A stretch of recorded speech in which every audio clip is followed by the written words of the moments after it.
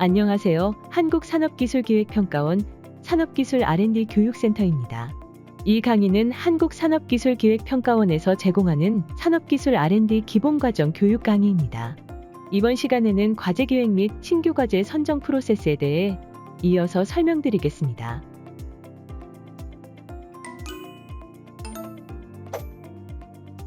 발표 순서는 과제기획, 사업공고문 및 RFP의 해설로 진행되며 이번 강의에서는 과제기획 프로세스에 이어 사업공고문 및 RFP에 대해 이해하기 쉽도록 설명드리겠습니다.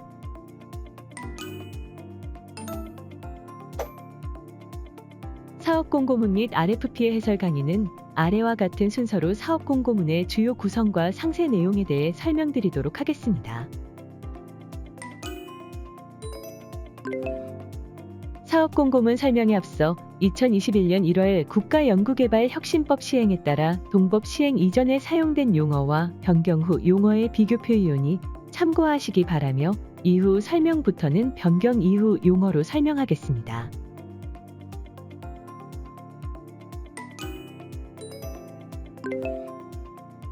사업공고문은 약 20페이지 이상 장문으로 구성되어 있지만 사업 공고문에 기술된 내용은 R&D 규정상 필수적으로 안내해야 할 사항으로 공고문에 기술된 모든 사항은 꼼꼼히 확인하셔야 합니다. 사업 공고문은 처음 접해보시는 분들은 이해하고 해석하시기 어려운 내용들로 구성이 되어 있기 때문에 해당 강의의 수강을 통해 공고문의 기본적인 구성에 대해 학습하시면 추후 과제 지원 시 큰 도움이 될 것입니다. 공고문은 크게 사업 개요, 사업 추진 체계, 연구개발비 지원 기준 및 기술료 징수 기준, 지원 분야 및 신청 자격, 평가 절차 및 기준, 근거 법령, 신청 방법, 제출 서류 사항, 기타 유의 사항, 모니터 항목으로 구성되어 있습니다. 세부 구성 요소별로 상세하게 안내드리겠습니다. 먼저 사업 개요입니다. 공고안은 사업의 전반적인 사업 목적이 두 줄 정도로 요약되어 표시되어 있고 사업 목적에 부합하는 지원 대상 분야에 대한 상세 설명이 나와 있습니다. 사업 목적은 간단하지만 매우 중요한데 그 이유는 해당 사업이 만들어지고 세부 과제를 지원하는 바탕이 되기 때문입니다. 따라서 연구개발 계획서를 작성하실 때 사업 목적 부분도 고려하여 키워드를 활용해 보시는 것도 좋은 방법입니다. 다음은 연구개발비 지원 규모와 기간을 지원 대상 과제, RFP별로 설명하는 내용이 담겨 있습니다.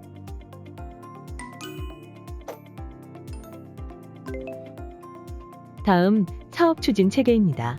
사업 추진 체계별로도 과제 유형을 일반형, 통합형, 병렬형으로 나눌 수 있습니다. 먼저 일반형 과제는 총 1개의 과제로 구성이 되어 있고 1개의 주관 연구개발기관과 복수의 공동 연구개발기관으로 과제가 구성되어 공동 수행하는 과제 형태입니다. 산업기술 R&D의 경우 과제 규모가 크고 도전성 및 혁신성을 요구하는 과제가 많아 대부분의 과제가 주관연구개발기관과 공동연구개발기관이 공동으로 구성된 컨소시엄 형태로 지원을 받고 있습니다.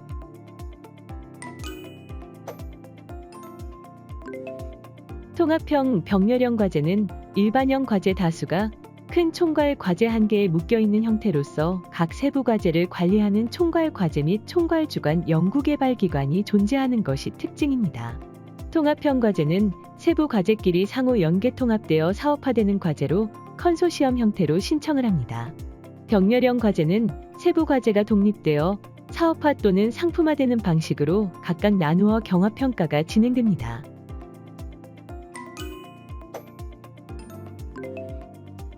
통합형 과제 및 병렬형 과제의 차이를 모식도를 보며 좀 더 자세히 말씀드리겠습니다. 통합형 과제는 1개의 큰 연구개발을 구성하기 위한 개별 기술별로 세부 과제가 편성이 되어 있고 각 세부 과제별 연계성 및 총괄 과제의 통합 수행 능력이 크게 요구되는 것이 특징입니다. 따라서 과제 신청 단계에서부터 총괄 과제와 세부 과제의 수행 주체를 구성하여 제출하고 전체가 통합하여 선정평가를 받게 됩니다. 병렬형 과제 역시 1개의 큰 연구개발을 구성하는 개별 기술별로 세부 과제가 편성이 되어 있는 점은 통합형 과제와 동일합니다. 차이점은 병렬형 과제의 경우 세부 과제별 연관성이 강조되기보다는 각 세부 과제의 사업화 성과가 분리되고 해당 분야의 기술 공유 정도가 강조되는 것이 특징입니다. 따라서 과제 신청 단계에서 각 세부 과제별로 따로따로 경쟁 평가가 이루어지고 각기 선정된 세부 과제가 평가 후에 총괄 과제로 묶이는 방식으로 선정됩니다.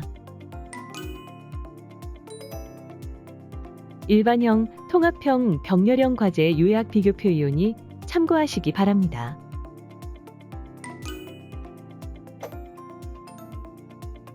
세 번째로 연구개발비 지원 및 기술료 징수 기준 순서입니다. 별도로 공고문에 명시하지 않는 한 연구개발비 관련 규정을 그대로 준용하여 서술되어 있는 부분입니다. 연구개발비는 정부 지원 연구개발비와 현금 및 현물로 구성된 기관 부담 연구개발비로 구성됩니다. 그리고 연구개발기관 중 영리기관은 주관 연구개발기관, 공동 연구개발기관 상관없이 과제에 참여하려면 현금을 개별 부담해야 합니다. 다만 수요 기업, 즉 개발 기술에 대한 구매 또는 실시를 희망하여 개발 과정에서 성능 평가 및 검증 역할을 수행하는 기업은 정부 지원 연구개발비 지원 없이 과제 참여가 가능합니다.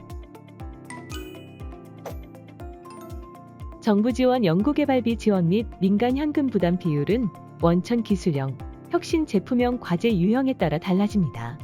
해당 비율은 전체 과제 기준이 아닌 연구개발기관별로 각각 산정하면 됩니다.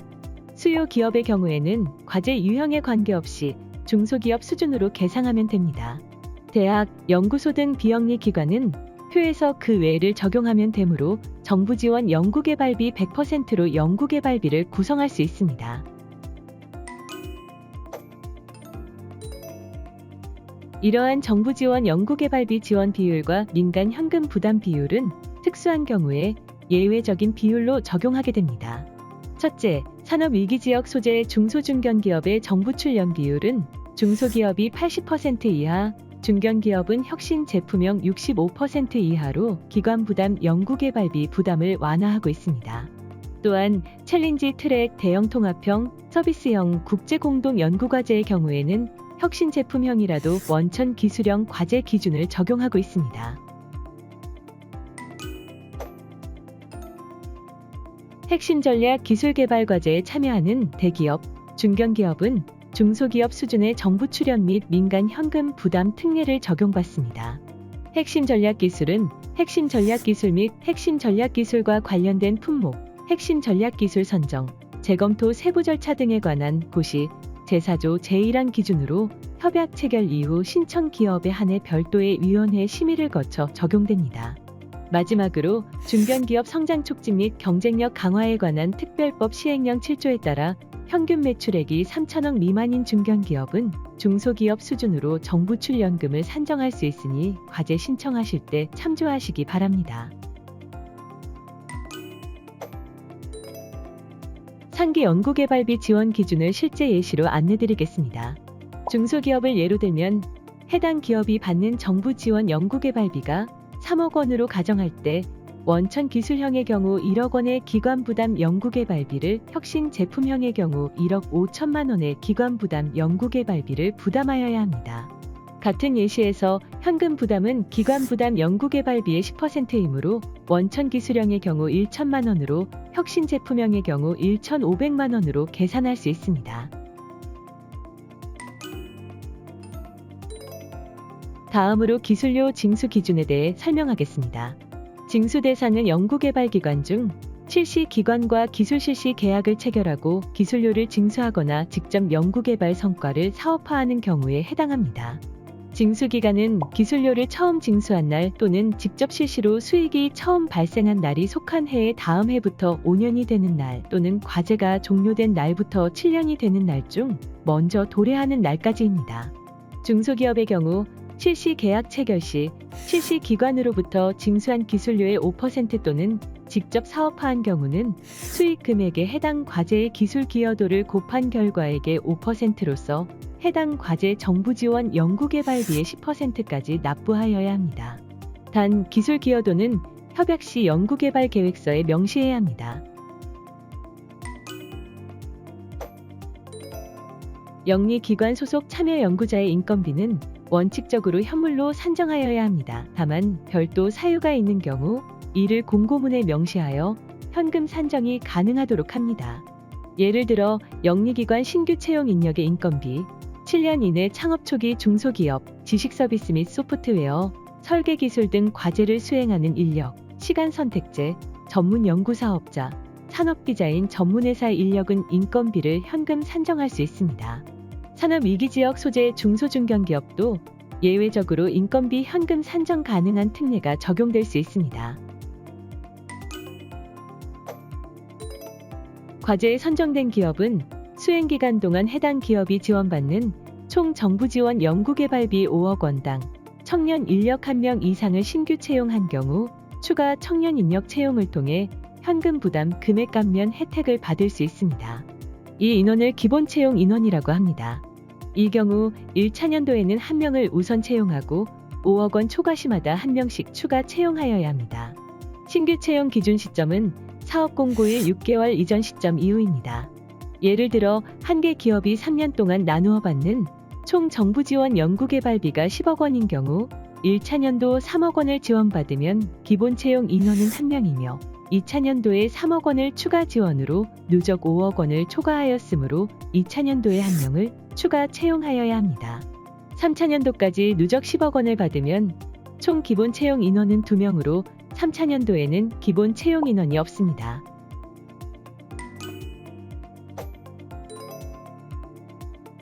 위 청년 기본 채용 외에 영리기관이 청년 인력을 추가로 채용하면 해당 연도, 해당 인력의 인건비만큼 민간 부담 현금을 감액하고 그 금액을 현물로 대체할 수 있습니다. 또한 해당 추가 채용 인력이 계속 유지되는 경우 차년도에도 동일한 혜택을 받을 수 있습니다. 다만 민간 부담 현금 감액 이후 과제 종료 전 해당 인력 고용이 종료되는 경우에는 당초 계산한 인건비를 반납하고 감액한 민간 부담 현금을 추가 납부하여야 합니다. 연구개발비 산정, 마지막 유의사항입니다. 지원 대상 과제 중 별도 위원회를 통해 안전관리형 과제로 지정되는 경우 과제별 안전관리 계획을 제출하고 연구실 안전관리비 산정 및 적절한 안전조치를 실시하여야 합니다. 기타 추가적인 연구개발비 산정 유의사항은 각 사업별로 상의할 수 있으니 공고문을 참조하시기 바랍니다. 다음은 지원 분야 및 신청 자격 등에 관한 내용입니다. 공고문에는 지원 분야와 과제가 세부 유형별로 제시되어 있습니다. 상기에 설명드린 대로 추진체계, 개발 형태, 공모 형태별 과제 성격을 명시하도록 되어 있습니다. 과제 유형별로 제출하는 계획서와 평가 과정이 상이하오니 제출하시려는 과제가 어떤 유형인지 명확히 확인하셔야겠습니다. 참고로 과제 유형에서는 R&D 자율성 트랙 유형이 있습니다. R&D 자율성 트랙의 목적은 우수 연구기관 등을 대상으로 산업부 R&D 과제 수행 중 관련 규정을 대폭 완화하여 혁신적인 연구 성과를 창출하도록 지원하는 유형입니다. 자율적 목표 변경, 공동 연구개발기관 변경, 연구개발비 2월, 세목간 변경 등 과제 수행에 자율성이 많이 부여되는 혜택성 제도입니다. R&D 자율성 트랙의 유형으로는 신규 과제를 신청하실 때 R&D 자율성 트랙을 신청하시는 일반형 그리고 RFP상의 R&D 자율성 트랙으로 지정된 지정형이 있습니다. 산업기술 R&D 신청 자격에 대해 말씀드리겠습니다. 산업부 R&D는 기업, 연구기관, 대학, 기타 기관 등 자격에 큰 제한을 두고 있지 않습니다. 다만 주관 연구개발기관이 기업인 경우는 접수 마감일 현재 법인 사업자 선정 평가일 이전에 기업 부설 연구소를 보유한 기업이어야 합니다. 다만 예외적으로 지원 제외되는 기관 및 개인을 공고문에서 명시하고 있습니다. 국가연구개발사업 참여 제한 중이거나 신용불량, 재무건전성 불량, 연구수행 총량제 초과 등의 경우에는 선정평가 자체에서 배제될 수 있습니다. 오른쪽에 공고부합성, 의무사항 불이행, 최소 참여율, 삼체고공 미충족 등의 경우에는 선정평가위원회의 심의 또는 전문기관의 판단을 통해 지원 제외될 수 있습니다. 다음은 공고문에 명시된 평가 절차입니다. 일반적으로 공고는 1, 2월에 실시하고 있으며 연구개발계획서 접수 기간을 최소 30일 이상 부여합니다. 접수 이후 전문기관에서 서류 검토, 공고 부합성 여부 등을 검토하고 평가위원회를 준비합니다. 이어서 평가위원회를 통해 지원 대상을 선정하고 기타 적정성 여부를 심의하여 의견 통보를 하고 이의 신청 절차 이후에 협약 체결을 진행합니다. 이의 신청은 선정 방법 및 절차에 중대한 하자가 있다고 판단할 경우 1회 한해 신청 가능합니다. 이러한 평가 절차는 공고부터 협약까지 5개월 이상 소요됨을 참조하시기 바랍니다. 공고문에서는 과제 유형별 평가 항목 및 배점을 명시하고 있습니다. 규정상 위원별 최고와 최저 점수를 제외한 산술 평균 점수의 가점 및 감점을 반영한 최종 점수를 기준으로 하며 70점 이상을 지원 가능 과제로 선정합니다. 다만 70점 이상 과제가 다수여서 예산 범위를 초과한 경우에는 높은 점수 순으로 우선 지원하게 됩니다.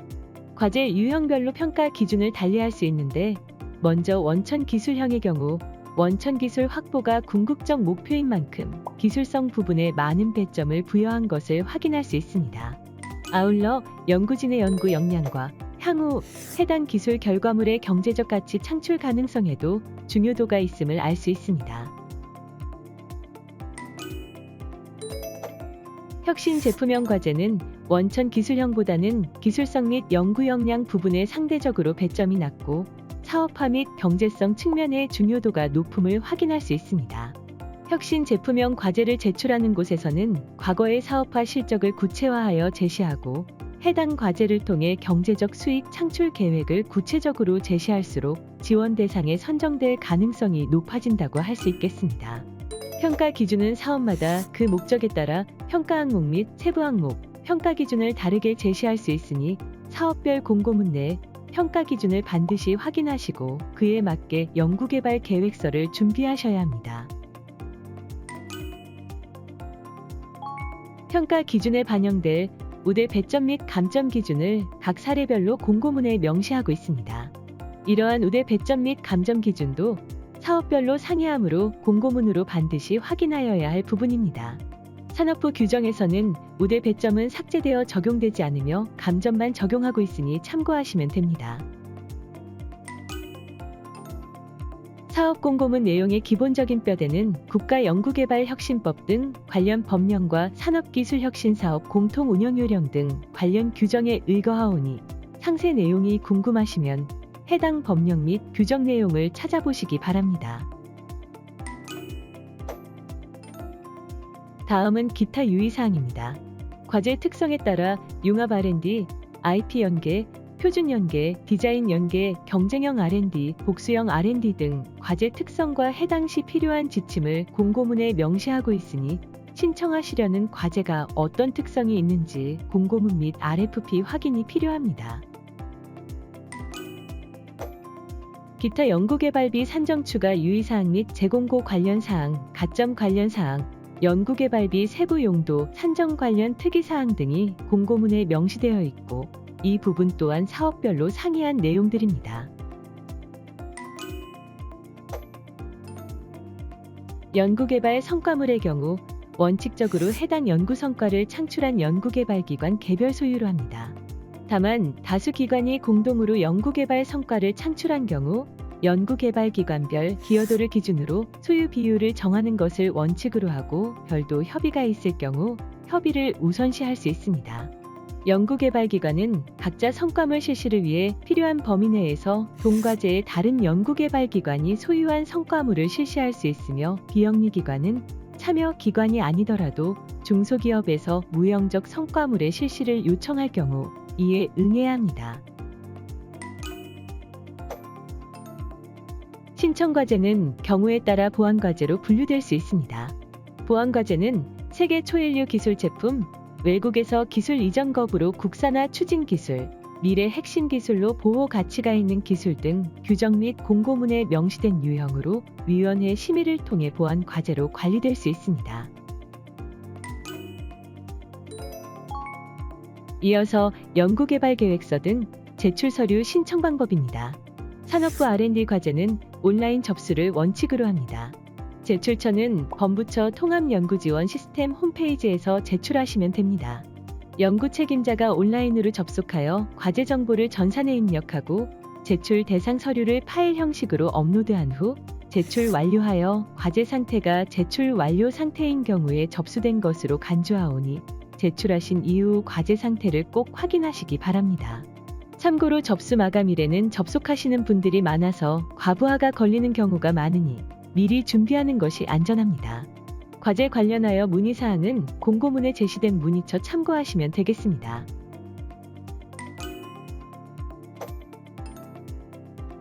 제출 서류는 연구개발계획서 외에 제출 서류 종류가 많으니 별도 체크리스트를 만드셔서 확인해 주시길 바랍니다. 이상으로 공고문에 대한 설명을 마칩니다. 이어서 공고문에 첨부되어 있는 RFP의 구성을 예시로 안내드리겠습니다. RFP는 연구개발계획서에 반드시 반영되어야 할 필요 최소 항목 및 조건으로 보시면 됩니다. 먼저 지정공모형 과제 RFP 예시입니다. 해당 화면에서는 과제 성격이 원천기술형으로 표시가 되어 있어서 연구개발비 산정 및 평가 기준은 원천기술형으로 적용됩니다. 특허 연계에 표시되어 있으므로 특허청 IP R&D 사업 연계 대상이고 특허 전략 수립비를 계산해야 하는 과제입니다. 과제명을 RFP명 그대로 설정하셔도 되고 자체적으로 만드신 과제명을 별도로 지정하셔도 됩니다. 필요성은 과제 기획 단계에서 해당 과제를 기획하게 된 배경이므로 연구개발 계획서 준비하실 때 중요하게 고려하시면 되겠습니다. 연구 목표에서 보면 지정 공모형이므로 최종 목표 및 TRL, 상세 연구 내용 및 정량적 목표, CTA 목표까지 상세히 제시가 되어 있음을 알 수 있습니다. 마지막으로 총수행기간, 정부지원 연구개발비, 주관 연구개발기관 유형, 기술료 징수 여부 등이 제시되어 있습니다. 다음은 품목 지정형 RFP입니다. 과제의 성격이 혁신 제품형으로 되어 있으므로 연구개발비 산정 및 평가 기준은 혁신 제품형으로 적용됩니다. 특허 연계로 표시되어 있으므로 특허청 IP R&D 사업 연계 대상이고 특허 전략 수립비를 계산해야 하는 과제입니다. 개념 및 정의에서 해당 품목의 개념 및 개발 결과의 활용 방안, 필요한 최소 스펙을 제시하고 있습니다. 지정 공모형 RFP처럼 상세 연구 내용 및 정량적 목표 등이 제시되어 있지 않음을 알 수 있습니다. 다음은 해당 품목 관련한 국내외 기술 동향 및 지원 필요성으로 보면 해당 과제를 기획한 배경이므로 중요하게 참고해야 할 내용입니다. 마지막으로 총수행기간, 정부지원 연구개발비, 주관 연구개발기관 유형, 기술료 징수 여부 등이 제시되어 있습니다. 이상으로 사업 공고문 및 RFP의 해설 강의를 모두 마치겠습니다. 감사합니다.